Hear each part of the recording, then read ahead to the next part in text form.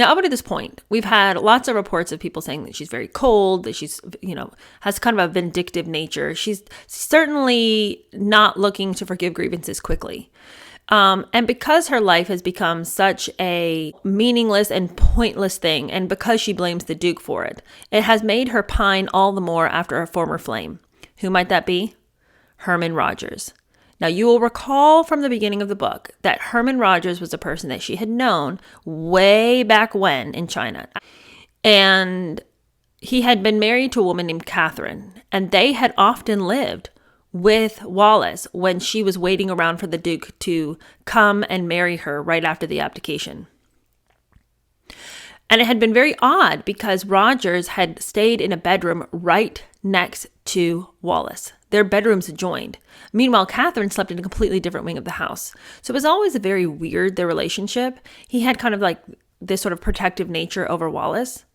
But it would seem that she had eyes for him, though he did not return all of that affection. I think maybe he felt a protective sense over her because she was an old friend. And of course, they were like living in her house, in her castle. That was back when she was living in Chateau de Candie. So I think that maybe he was looking to help her feel protected because she was putting a roof over their heads. I'm not totally sure what his feelings were, although it seems pretty evident through this next series of stories that he was definitely not on the same page she was. But anyway, Catherine has died at this point in the story, and so he's taking a new wife. Wallis is beside herself with jealousy. In August of 1950, the Windsors were invited to the second wedding of Herman Rogers. Catherine had died in May of 1949. His new bride was a widow, Lucy Wan, who had been part of his social circle. What he had not realized was that Wallis, long in love with Herman herself, still had designs on him. There's no question that these women were rivals in love, remembered Lucy's daughter-in-law, Kitty Blair. Both wanted Herman. Wallis would have grabbed him and told the Duke to go. Wallis made her feelings clear, telling Lucy Wan, "I hold you responsible if anything happens to Herman. He's the only man I've ever loved." "How nice for the Duke," Lucy icily replied. Her boredom in her own marriage had been acute, and she was no longer as discreet as before when it came to hiding her feelings, according to one friend of the Windsors.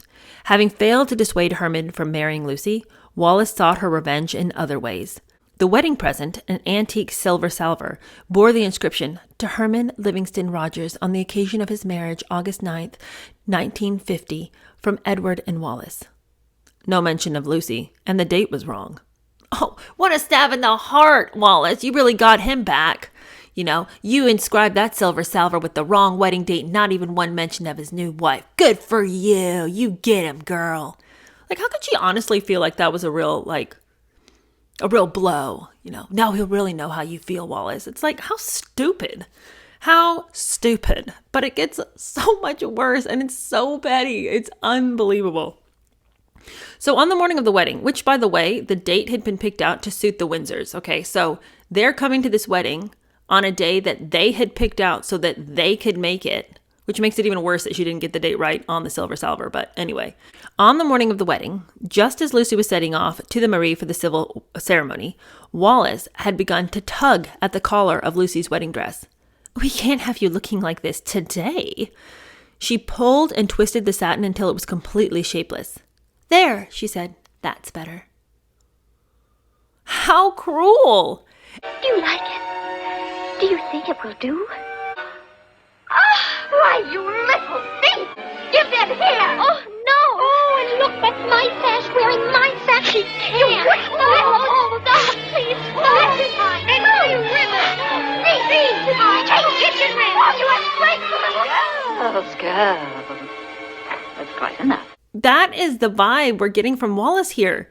Why are you being like this? He's chosen Lucy. He didn't choose you. So why are you trying to wreck her dress and make her look sloppy and awful on her wedding day? Like, if I were Lucy, could you imagine? Like, how could you even stand to see this person? Other than maybe she was just gloating that she had gotten Roger and Wallis hadn't, so she didn't mind Wallis being present for this victory of hers. I don't know. Now, on to the reception. It's so humiliating that they thought they could act this way. It's so insane. The reception was to be held between 6 and 8 p.m., with the Windsors regarded as an equal attraction to the newly married couple. Yet they did not bother to arrive between 6 and 8 when the reception was to be held. Finally, when they had not bothered to arrive at 8:15, guests began to leave because I guess Wallis and David are not coming. At 8:45, a full 45 minutes after the end of the event, the Windsors appeared, claiming that they had been with their architect. I'm sorry we couldn't make it. We were with our architect. Sorry, it just took a really long time. But Wallis, your architect was at our reception, said Lucy sweetly.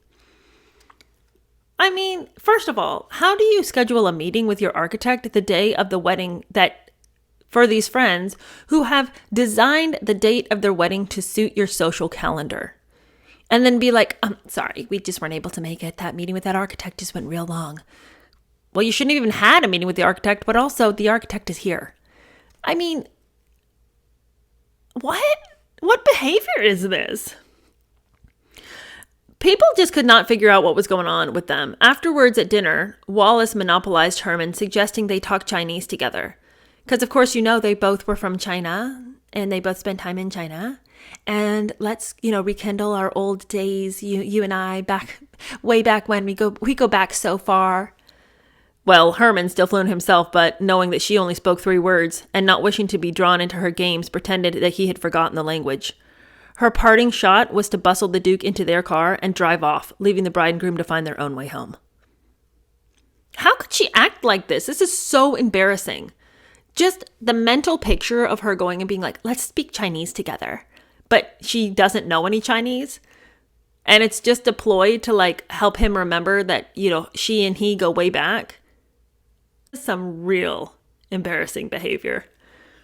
The Duke and Duchess and their relationship continued to intrigue those that met them. Diana Cooper, always good for a word, dining with them in October 1950, later wrote, Wallis is dreadfully overanimated, and I don't somehow think it's drink. Benzedrine, rather. She repeats herself embarrassingly. I talked to the Duke after dinner, a particular agony, about the Bahamas. He said, it was a bit difficult for me. You see, I'd been King Emperor, and there I was, a third-rate governor. He said things like that so simply. No boggle, no laugh, no inverted commas. When they're together, they're like 2 automata.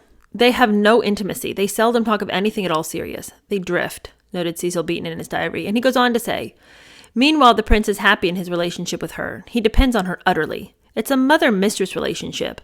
She looks after him like a child and yet makes entertainment for him as she did in the days when he was the prince, coming to her home for relaxation at the end of a long day. She now gives him the antidote to hard work, but he's done none of the hard work. He's done nothing. She's nearly driven mad trying to find ways of amusing him. He has no interests. He thought he was bored at being a royalty, and he has no reason since to consider that he has stopped being bored. He has no intellect. He never opens a book, and in many ways his memory has gone. Steam baths and brandy have made him very weak. The years as prince have gone by in a flash. He has a trained driver's memory of places he's visited, but remembers nothing of what happened in any of them. The years of the wandering Windsors had begun.